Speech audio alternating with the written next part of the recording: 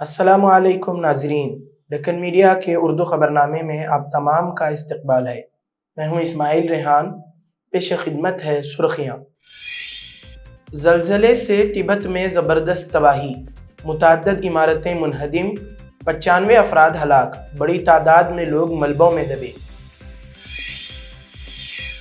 دلی assembly انتخابات 2025 کے schedule کا اعلان، 5 فروری کو پولنگ اور 8 فروری کو نتائج۔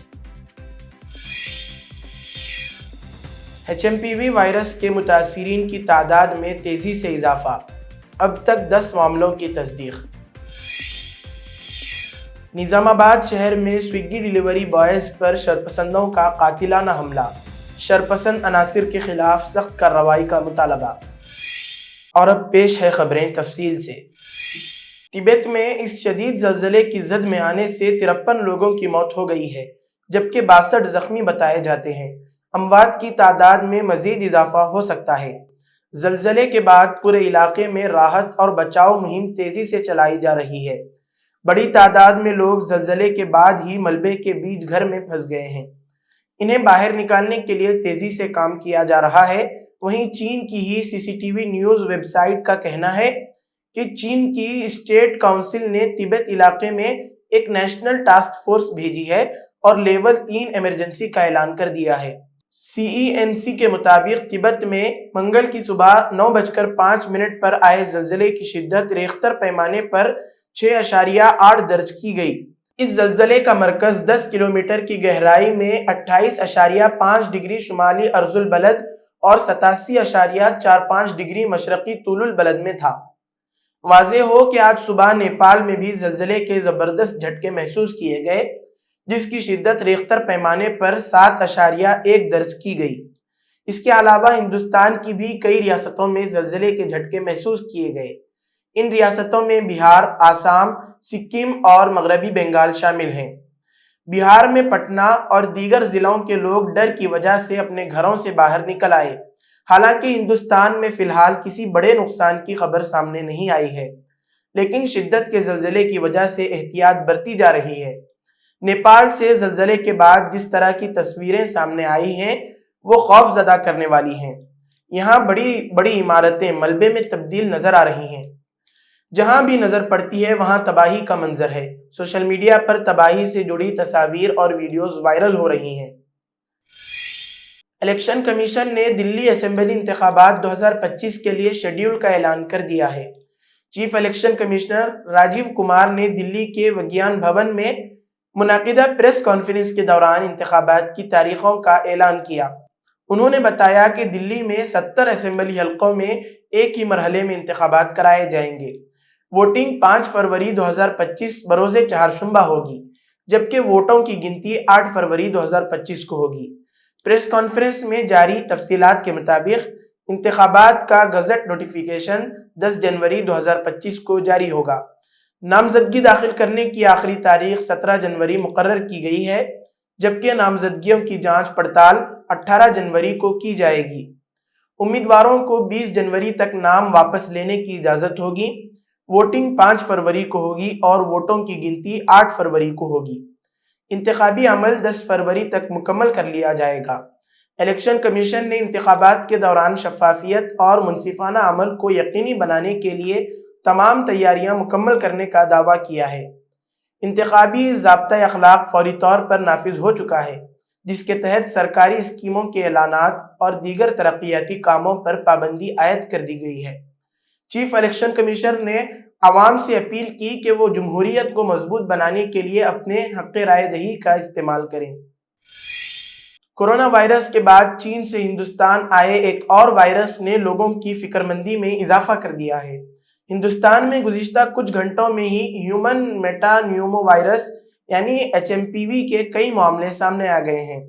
زی نیوز کی رپورٹ کے مطابق اب تک HMPV کے بنگلورو میں 2، گجرات میں 1، مہاراشٹر میں 2، تمل ناڈو میں 2 اور مغربی بنگال میں 2 معاملوں کی تصدیق کی گئی ہے۔ وائرس کے پیش نظر ریاستیں تیاریوں میں سرگرم ہو گئی ہیں۔ HMPV وائرس سے متاثر ہونے والے میں ایک 3 مہینے کی بچی اور ایک 8 مہینے کا بچہ ہے۔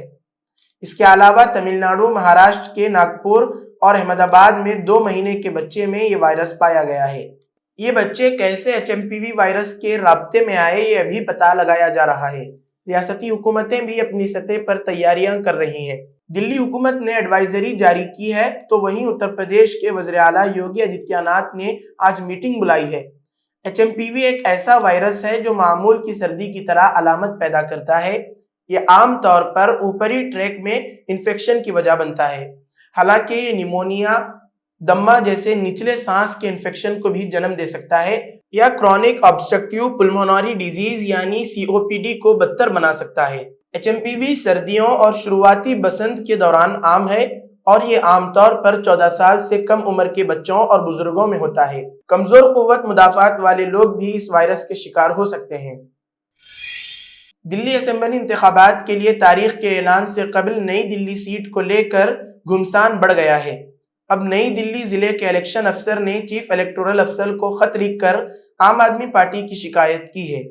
افسر کا کہنا ہے کہ آپ کے نمائندے بار بار آ کر ایسی معلومات فراہم کرنے کو کہتے ہیں جو انہیں نہیں دی جا سکتی ہے۔ انہوں نے یہ بھی کہا کہ وزیر اعلیٰ انہیں بغیر کسی ایجنڈے کے ملنے کے لیے بلاتی ہیں۔ نئی دلی کے ضلع الیکشن افسر نے 4 جنوری کو یہ خط دلی کے چیف الیکٹورل افسر کو لکھا ہے۔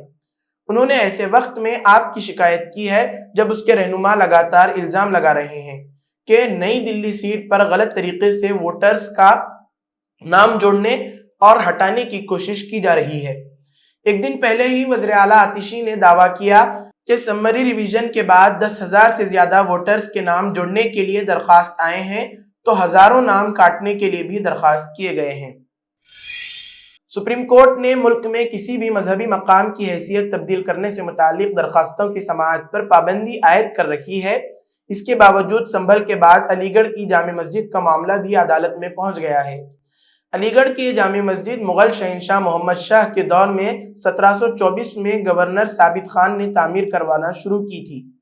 اس مسجد کی تعمیر مکمل ہونے میں 4 سال لگے اور یہ 1728 میں مکمل ہوئی۔ RTI ایکٹیوسٹ کیشو دیو گوتم نے علی گڑھ کی ضلع عدالت میں ایک درخواست دائر کی ہے، جس میں مسجد کو ہندو قلعہ قرار دیتے ہوئے دعویٰ کیا گیا ہے کہ مسجد کے پاس موجود ستون پر اوم کا نشان پایا جاتا ہے۔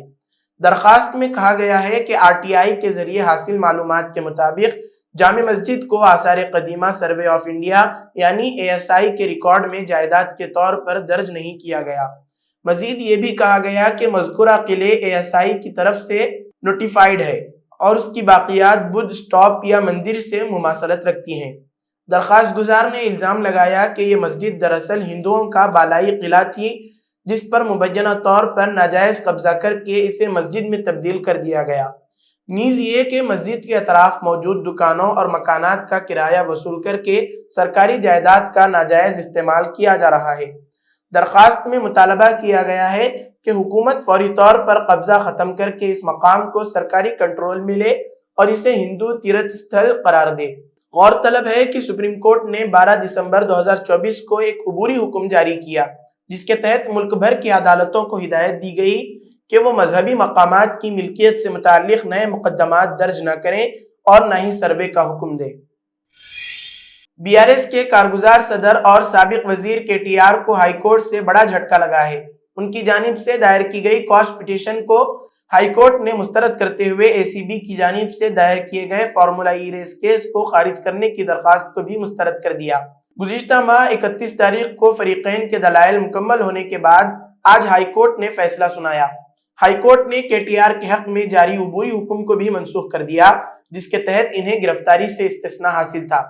ACB کی جانب سے گرفتاری سے متعلق عبوری حکم میں مزید 10 دن کی توسیع کی درخواست بھی ہائی کورٹ نے مسترد کر دی۔ اس فیصلے کے بعد KTR اپنے وکلاء کے ساتھ مشاورت کر رہے ہیں اور یہ اطلاعات ہیں کہ وہ سپریم کورٹ میں اپیل کرنے کا ارادہ رکھتے ہیں۔ تلنگانہ کے نظام آباد شہر میں چند شرپسند عناصر کی جانب سے 2 مسلم سویگی ڈیلیوری بوائز جنید اور عدنان پر قاتلانہ حملہ کیا گیا۔ اس بات کی اطلاع ملنے پر جب تو شرپسند عناصر نے اس کے اوپر بھی حملہ کر دیا۔ شرپسندوں کے حملے میں 2 نوجوان زخمی ہو گئے۔ شدید زخمی حالت میں مقامی لوگوں نے دونوں زخمیوں کو گورنمنٹ ہاسپٹل منتقل کیا، جہاں جنید کی حالت تشویشناک بتائی جاتی ہے۔ اطلاع ملتے ہی نظام آباد ٹاؤن مجلس قائدین وفد نے گورنمنٹ ہاسپٹل پہنچ کر حالات کا جائزہ لیا اور جنید کی اسکیننگ نکلوا کر مزید بہتر علاج کی غرض سے خانگی ہاسپٹل منوراما روانہ کروایا۔ جنید کی حالت تشویشناک ہونے کی وجہ سے اسے ICU میں زیر علاج رکھا گیا ہے۔ اس افسوسناک واقعے پر مجلسی قائدین نے نظام آباد پولیس، اعلیٰ عہدیداروں، ACP اور سرکل انسپکٹر آف پولیس سے پرزور مطالبہ کیا ہے کہ شہر کی پرامن فضا کو بگاڑنے والے شرپسند عناصر کے خلاف سخت سے سخت کارروائی کے ذریعے کیس بک کرتے ہوئے انہیں فوری گرفتار کیا جائے۔